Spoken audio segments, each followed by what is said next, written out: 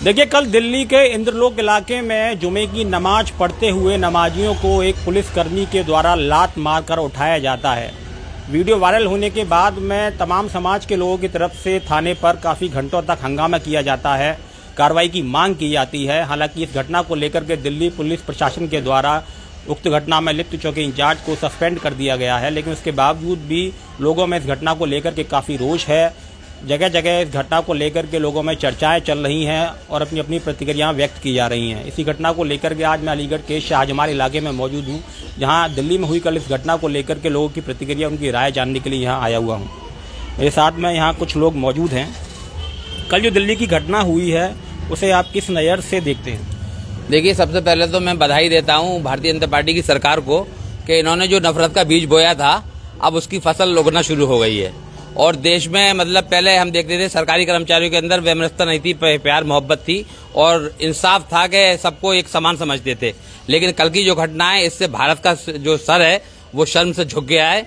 एक तरफ मुसलमानों में जाइए सऊदी अरब और आगे जाइए, वहां तो मंदिर बना के हिंदुओं के लिए बुलाया जा रहा है और यहाँ पे मुसलमानों को इबादत पढ़ते हुए जो नमाज पढ़ रहे हैं सजदे में वो जा रहे हैं और हिंदुस्तान की मिट्टी को चूम रहा है जो मुसलमान, जो शीश निभा रहा है उसमें लातें मारी जा रही हैं। ये कौन सा कानून है, कौन सा क्या, कहाँ पे रह रहे हैं हम लोग? क्या जंगल राज कायम कर दिया है? नाम क्या है आपका? मैं मुशर्रफ हुसैन महजर। मुशर्रफ जी, घटना तो काफ़ी निंदनीय है, आपने जैसा बताया हमें, लेकिन कहीं ना कहीं सवाल ये उठता है कि क्या सड़क पर नमाज पढ़ना जरूरी है?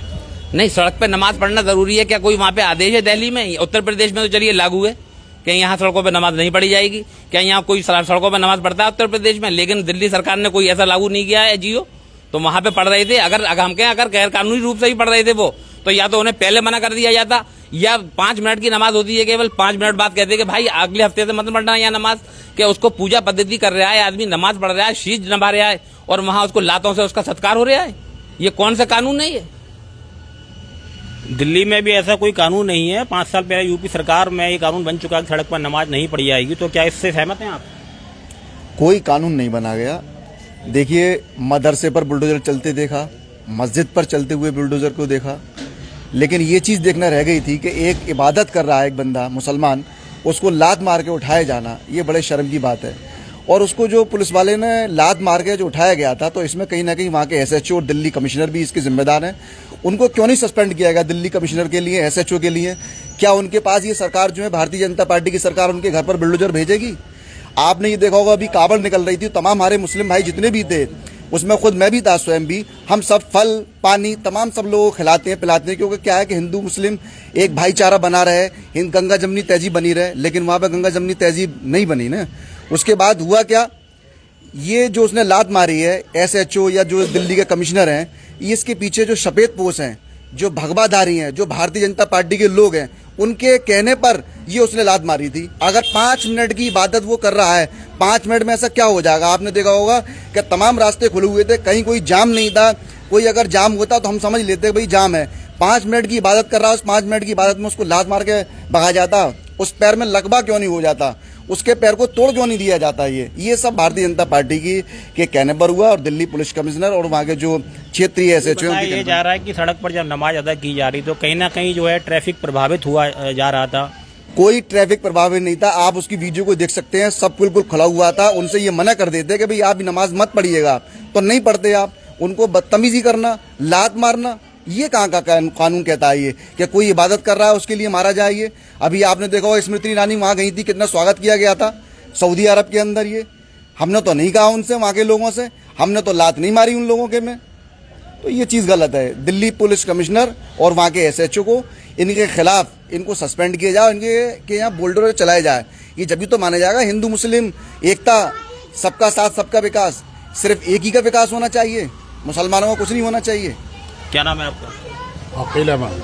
अहमद साहब, क्या सबका साथ वाकई में दिखाई दे रहा है इस घटना को लेके? नहीं, मुझे तो नहीं लग रहा है। एक तरफ मुख्यमंत्री जी फूल बरसा रहे हैं कांवरियों पे, हमें इस बात का कोई एतराज नहीं है। ये तो हम भी इज्जत करते हैं, हम भी कैंप लगाते हैं उनके लिए, जो भी मुहैया होता है, जो भी ऊपर वाला हमें देता है वो करते हैं। लेकिन हमने तो ये बहुत ओछी हरकत करते हुए देखा। ऐसा होना नहीं चाहिए कि जगह जगह कांवरियों की वजह से रोड डाइवर्ट करे हुए हैं और जाम लगे हुए हैं। लेकिन इसमें हमें तो कोई एतराज़ नहीं है, भाई लगा करें, इनका पर्व है, मनाएंगे। लेकिन खाली 5 मिनट की नमाज वो भी शांति प्रिय है, कोई उधम नहीं, कोई डैग नहीं, कोई किसी तरह की परेशानी नहीं, नमाज पढ़ के चला जाता, लात मारने की क्या जरूरत थी। अच्छा, क्या जुमे की नमाज क्या कुछ ऐसा होता है कि उस दिन जो सड़क पर अगर अदा की जाए तो क्या कारण क्या रहता है कि क्या मस्जिदों में जगह नहीं मिल पाती है, या लोग घरों में इतना सुरक्षित नहीं समझते हैं कि हाँ नमाज यहाँ अदा की जाए तो सड़कों पर उन्हें मजबूरन आना पड़ता है?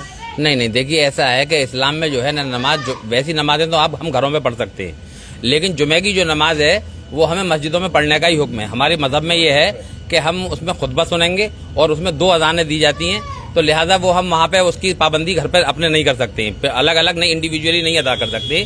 इसलिए जो मस्जिदें होती हैं तो सारे लोग, अच्छा जुमे में वैसे भी जैसे हम जैसे लोग हैं वो 5 वक्त नहीं पढ़ पाते, लेकिन जुमे में हम खास तौर से नमाज पढ़ने के लिए जाते हैं, हमारे बच्चे भी जाते हैं, बड़े भी जाते हैं, पड़ोसी भी जाते हैं, बुजुर्ग भी जाते हैं। तो मस्जिदें छोटी छोटी होती हैं, वहाँ जगह नहीं हो पाती, इस कारण कुछ लोग बाहर आ जाते हैं। अब बाहर आ जाते हैं तो अब ये तो हमने नहीं सोचा था जब हमारे पुरखों ने सन 47 में यहाँ से गए थे कि हमें यहाँ नमाज पढ़ते हुए लातें मारी जाएंगी।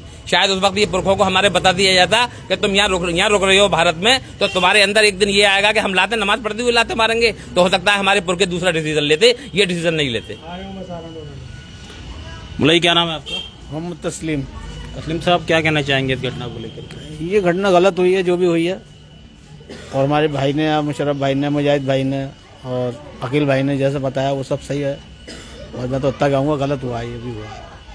तो वाकई में इस घटना को लेकर के लोगों ने अपना रोष व्यक्त किया है। उनका कहना है कि सजदा करते समय किसी व्यक्ति विशेष, किसी धर्म विशेष के लोगों को इस तरीके से उनके साथ में जो बदसलूकी की गई है उसे काफ़ी निंदनीय ये लोग ठहरा रहे हैं, अपनी अपनी राय दे रहे हैं। अभी आप कुछ देर पहले भी हमने आपको कुछ लोगों के साथ बातचीत करके दिखाया था, और आज हमने फिर से अलीगढ़ कुछ दूसरे इलाके में पहुँचे लोगों से उनकी राय प्रतिक्रिया ली है।